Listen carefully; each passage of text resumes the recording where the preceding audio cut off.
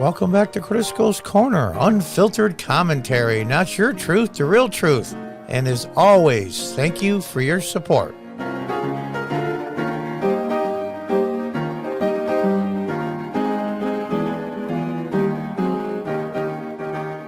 Hi folks, welcome back from our friends at the Babylon Bee. Let's see what they're up to today. Oh, this is a great story. Ukraine museums desperately working to preserve priceless Hunter Biden paintings. These guys are great. Kiev, Ukraine. As shells have begun exploding in the heart of Kiev, museums have rushed to protect their most prized, valuable pieces. The original artwork of the once-in-a-generation talent, Hunter Biden. Well, let's see. What's a good sound effect for that? For the once-in-a-generation talent, Hunter Biden. Yeah. The Louvre may have Van Gogh and the Mona Lisa, but we have Coke on Coke by Hunter Biden, said museum owner. Not even going to try that, Rostislav. I'll never forget when he sold us his piece. He said to me, Ivan, I don't even know how I got here and where my pants are, but he can't get me to the airport. What an artist he is. According to sources, most of the paintings are initially purchased for the Burisma boardroom with a tactic and an understanding that then Vice President Biden would look out for Ukraine. Oh, yeah. They probably thought that, too. For real. Museum owners wage huge bidding wars to acquire the pieces, knowing that beyond the remarkable art, each painting came with insurance the United States would have their back. We were lucky to get our hands on Hooked by Hookers. It's quite a popular piece. I got to highlight that. Hooked by Hookers.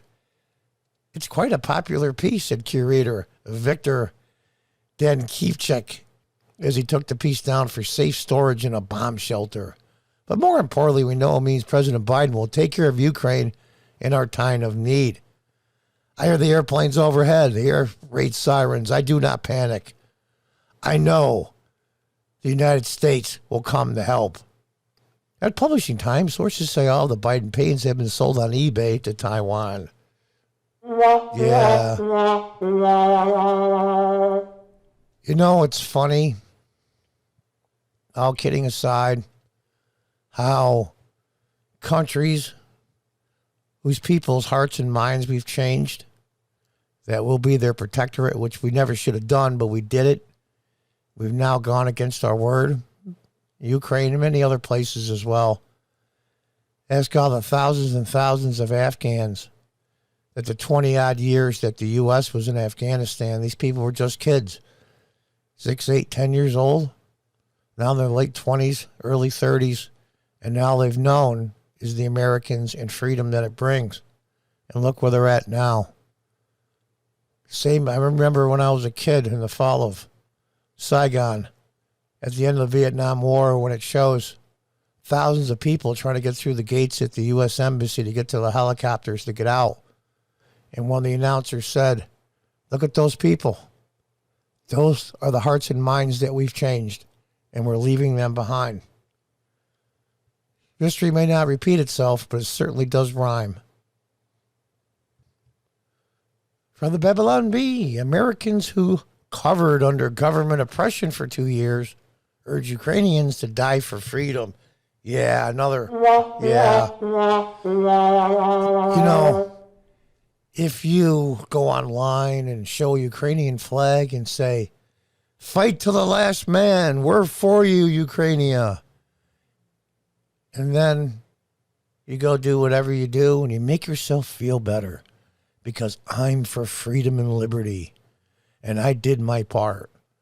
Like those people that are fighting in Ukraine see that and go, thanks, American lefties and progressives. I don't know how we'll get through this without you. These people really think this crap. Let's read on. Love the picture, though, with a guy with a mash of the Ukraine flag. Across the country, millions of Americans who cowered under oppressive government mandates for 2 years are standing in solidarity with the Ukrainian people, urging them to give their lives for their freedom. Yeah, you go, Ukrainian, said local man Sem Milbit. I wonder where the hell to get these names from. will happily let the American government lock him in his house and destroy every small business in his town. No matter what it takes, you need to fight for your freedom. I will be right here supporting you by adding Ukrainian flag to my social media accounts to inspire you. Now go die for your country. And that's my part.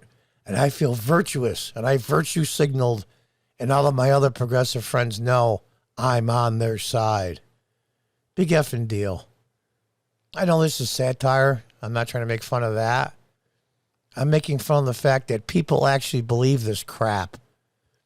I'm fully supportive of Ukrainians' right to die a painful death for liberty, said local woman Karen Smeet, while masking kids up for school. Go Ukraine.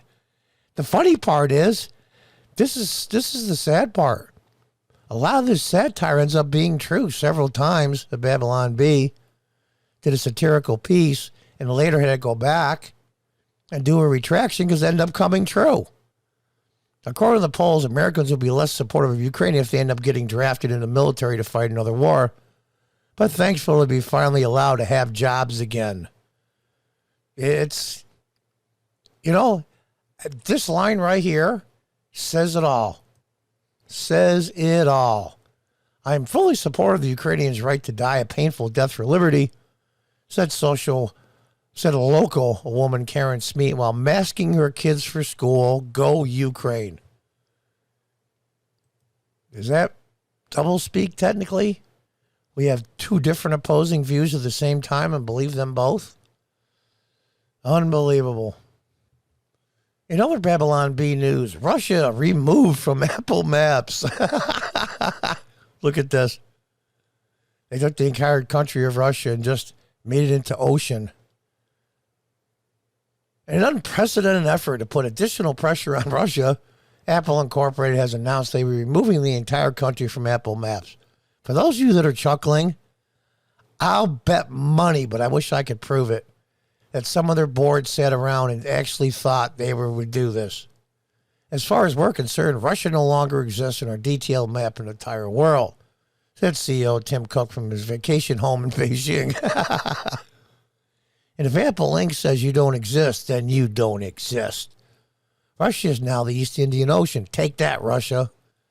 That's how these people think they fight wars, for real. I'll bet you money. Some board or some committee sat around and actually thought of that. They didn't do it, but other tech companies have followed suit, with Facebook and Twitter also blocking access to Russia.